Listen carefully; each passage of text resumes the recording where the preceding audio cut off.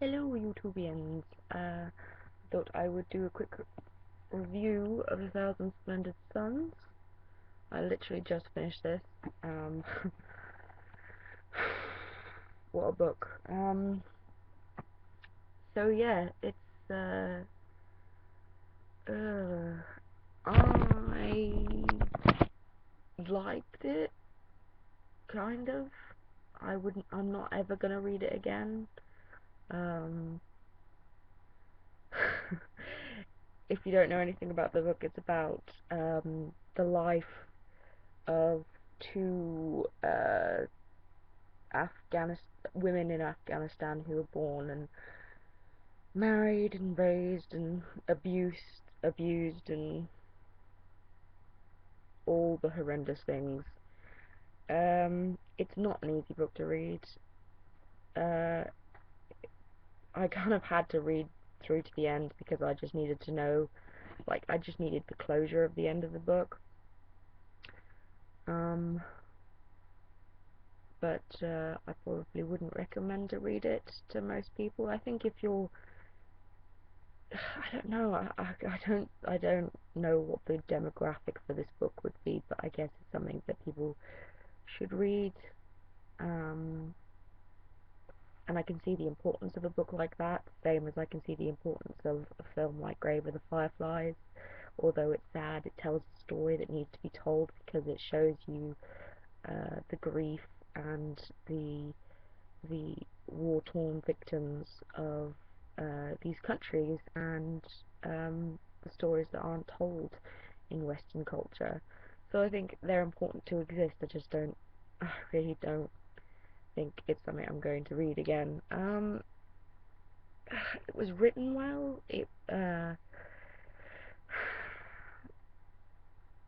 Yeah. I don't. There's not much I can really say about it. And it's not a bad book. It's soul crushing. Um, and so and it I can relate to a lot of things that happen in this book, and for that reason it's hard. And I just think it is something that people should know about, but don't read it if you're squeamish or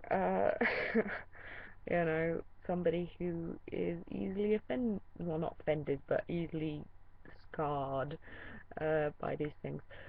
But if not, I think it's probably worth the read just so that you can say that you read it and just so that you can understand a little bit more about the culture, a bit more about what happened through the 1970s all the way up to the early 2000s in Afghanistan. Um, it's not an accurate history book. It gives you an idea of the life that civilians had in those days, and I guess in a lot of ways still have today. Ugh.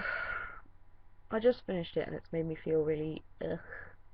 Um, just I have this when you feel like crying, uh, but you feel sick and all this kind of stuff. So yeah, I'm going to read something happier as my next book.